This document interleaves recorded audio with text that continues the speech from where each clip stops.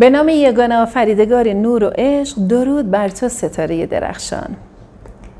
هر وقت که تصمیم میگیریم شخصی رو بخوایم، تصمیم میگیریم هر جور که شده اون شخص رو وارد زندگیمون کنیم، وقتی که توی موقعیت جدایی قرار میگیریم، بی‌تاب برگشتن طرف مقابلمون هستیم و دلمون میخواد یک بار دیگه رابطمون رو با اون شخص تجربه کنیم و اون شخص رو تا ابد در کنار خودمون نگه داریم، چه اتفاقی برای ما میفته و ما چجور میتونیم از جادوی جدایی استفاده کنیم برای رسیدن به جذب عشقمون؟ در اصل مسئله جدایی رو کلیدی بکنیم برای رسیدن به عشقمون. تا انتهای ویدیو با من باشید تا نکات رو تک تک بهتون بگم و یاد بگیرید که چجوری عشقتون رو به زندگیتون جذب کنید.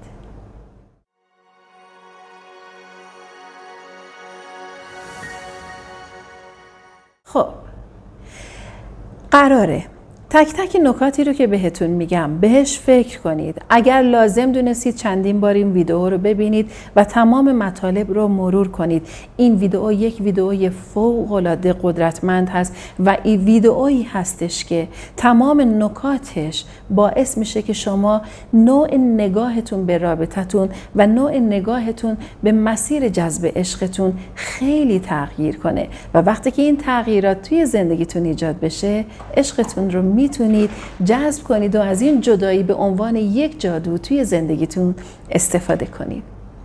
همونطور که میدونید اولین اتفاقی که توی زندگی ما میفته وقتی که وارد یک رابطه میشیم، درگیر مسئله وابستگی میشیم و وابستگی باعث رنج انسان میشه و رنج انسان باعث میشه که سطح ارتعاش‌های وجود انسان بیاد پایین و دلبستگی و وابستگی این باعث میشه که ما چه کار کنیم؟ میایم اون شخصی رو که دوستش داریم میذاریمش روی یک پایه، از همه چیز و همه کس جداش میکنیم و این آدم رو مثل یک بت برای خودمون میکنیم، میکشیمش کنار و همیشه تمام توجه و تمرکزمون به جای اینکه روی خودمون باشه میره روی اون شخص و مدام به این فکر میکنیم که من چه کار کنم اون شخص رو توی زندگیم حفظ کنم، یا اگر توی موقعیت و شرایط جدایی هستیم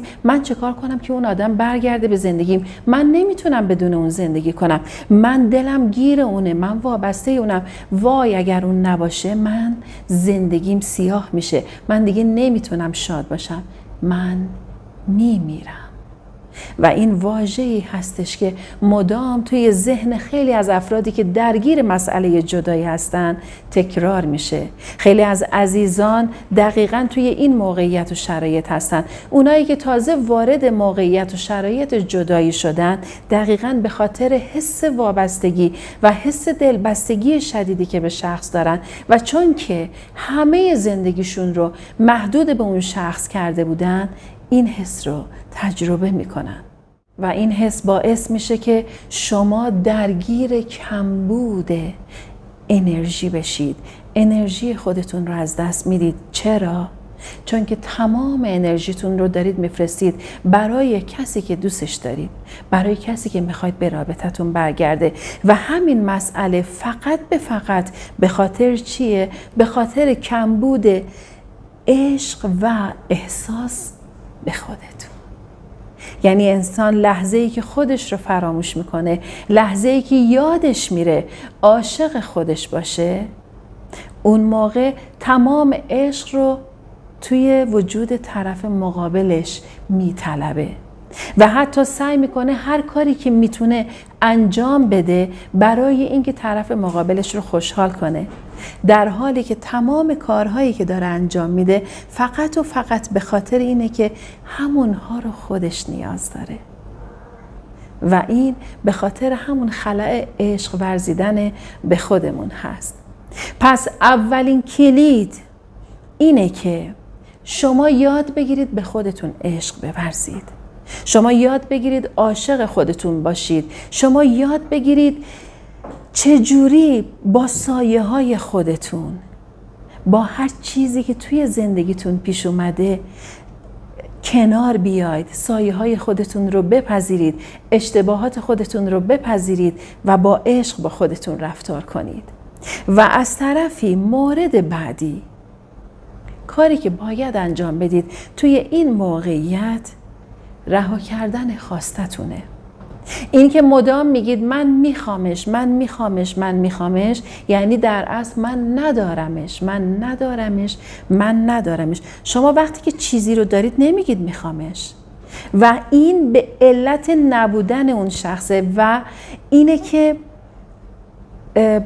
اون حس خواستن داره باعث میشه که سطح انرژی شما بیاد پایین و شما احساس نیاز کنید و این حس نیاز فقط برای شما به این شکل برطرف میشه که اون شخص برگرده به رابطه شما. و بهترین کار اینه که رها کنید این خواستن رو. خب خیلی از عزیزان میگن از یه طرف ما میگیم قرار جذب کنیم، طرف مقابلمون رو میخوایم جذب کنیم، ولی از یک طرف میگی خواستنت رو رها کن.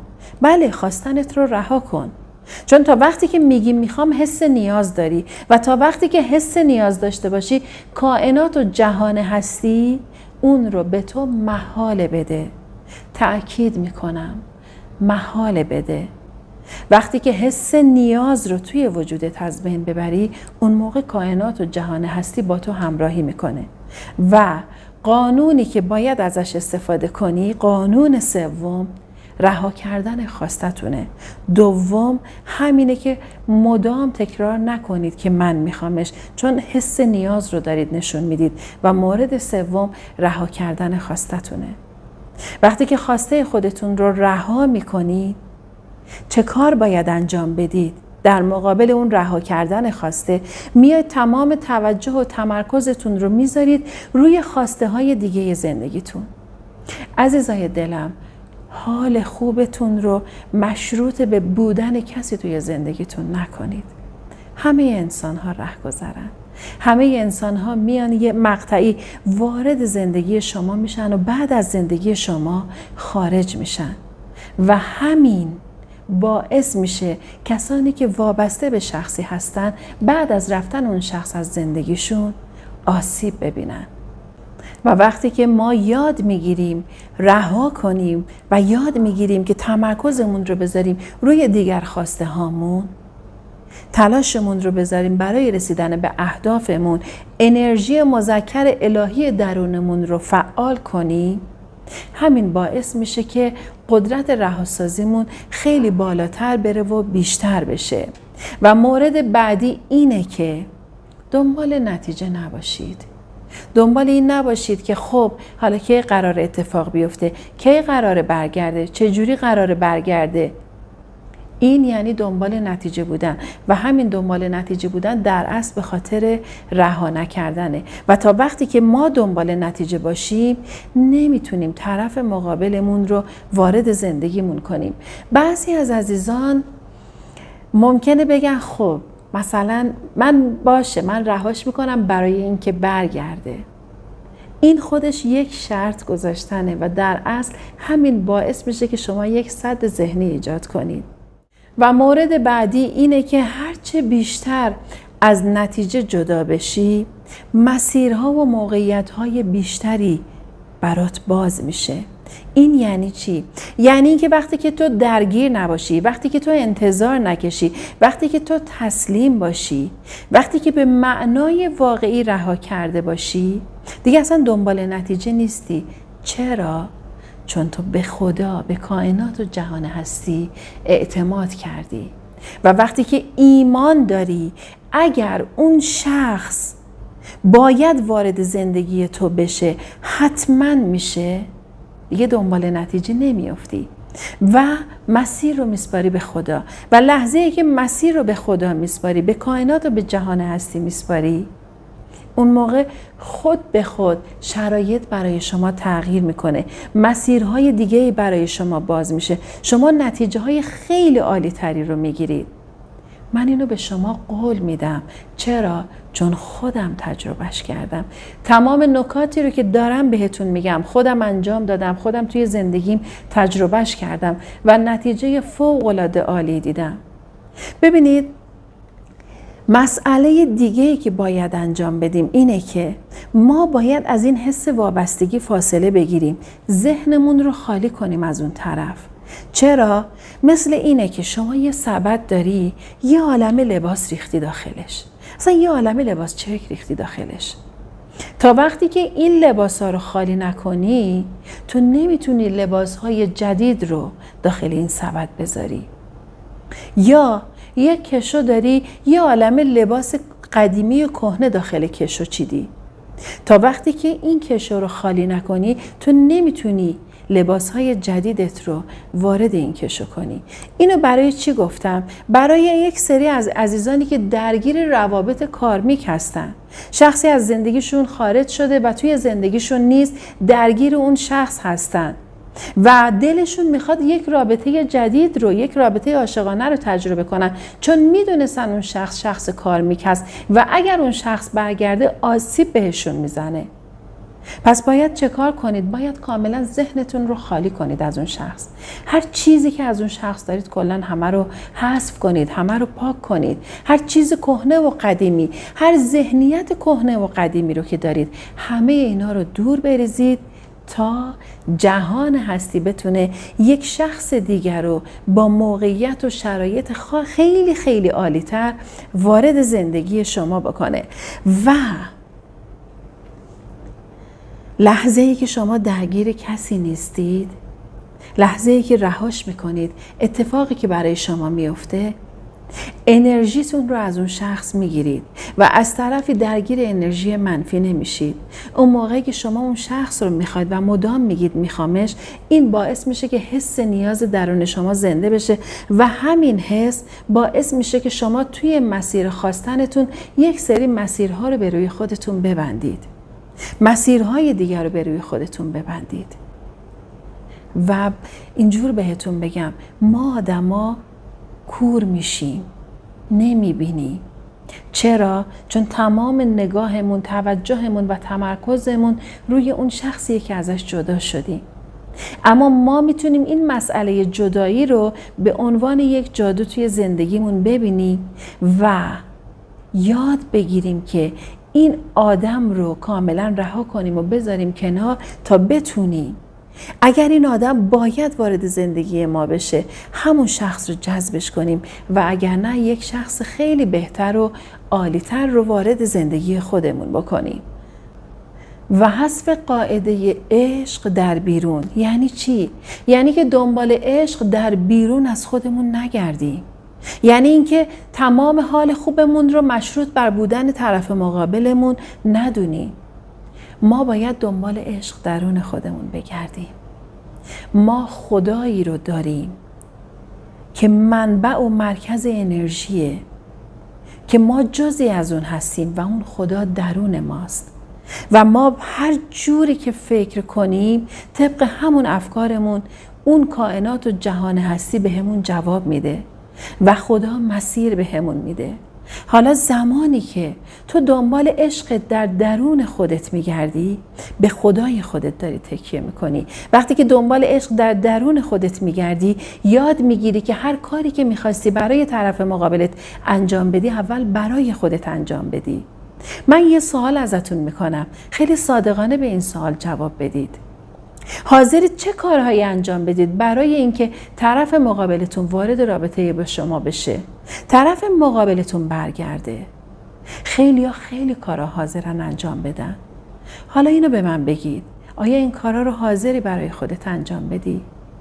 آیا حاضری با عشق تمام این توجهی رو که داری برای برگشتن اون شخص میذاری، بذاری برای خودت، بذاری روی خودت، روی رشد خودت، روی آگاهی خودت، روی یادگیری خودت، روی رسیدن به اهداف خودت؟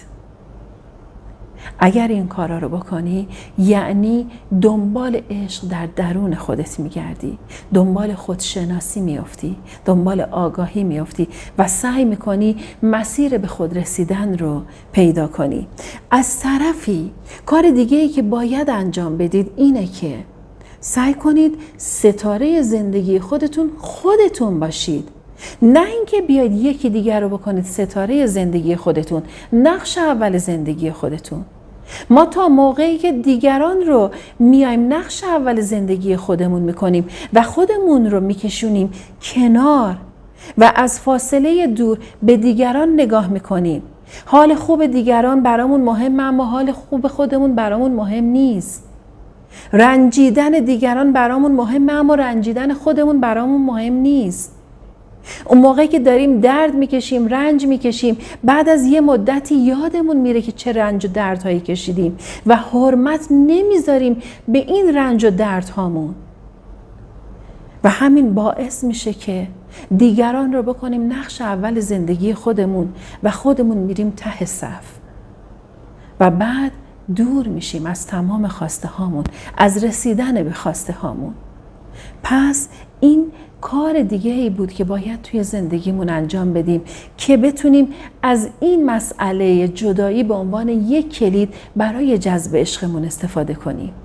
و وقتی که این کار رو انجام میدیم خودمون میشیم نقش اول زندگیمون، خیلی راحت میتونیم رها کنیم.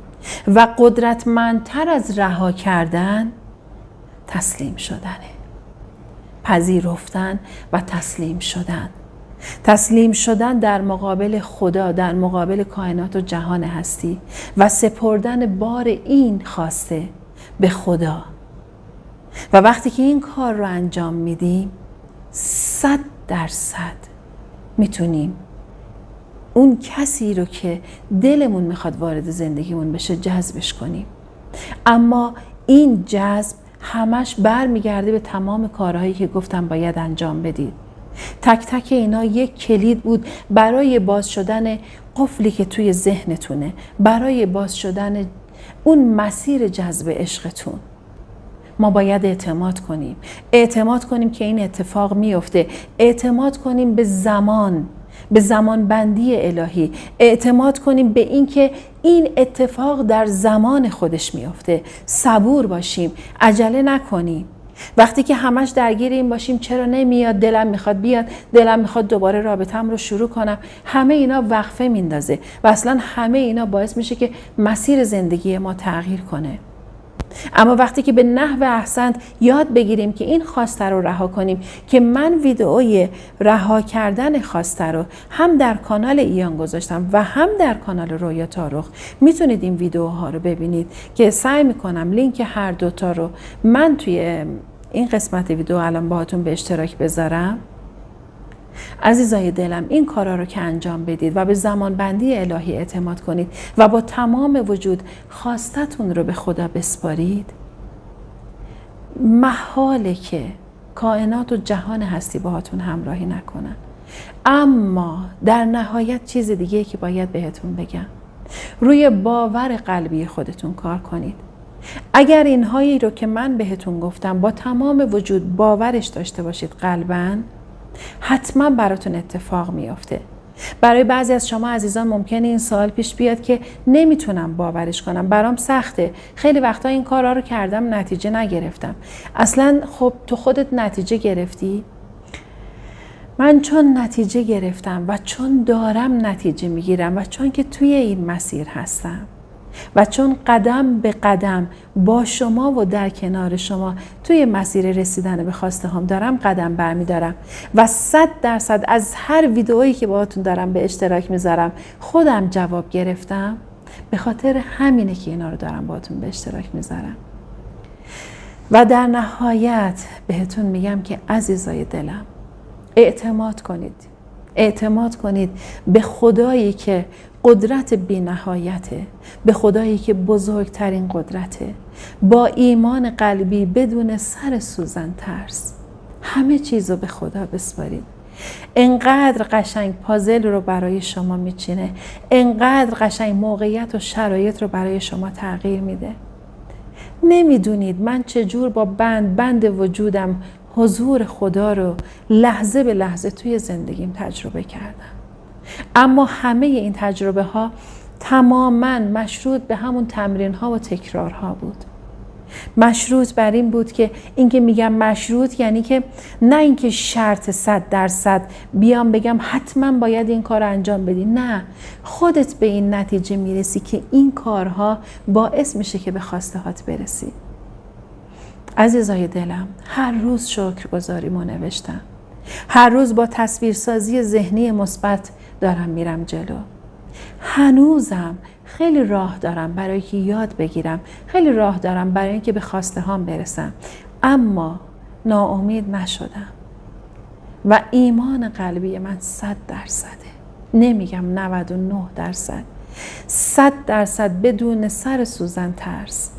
و اینقدر خدا این روزها حضورش رو قشنگ توی زندگی من به من نشون داده که فقط بهتون میگم اعتماد کنید، بسپارید، با تمام وجود بسپارید همه چیز رو به خدا و رهاش کنید و تمام توجهتون رو بذارید روی خودتون، روی ارزش‌های درونی خودتون، روی خودشناسی آگاهی خودتون.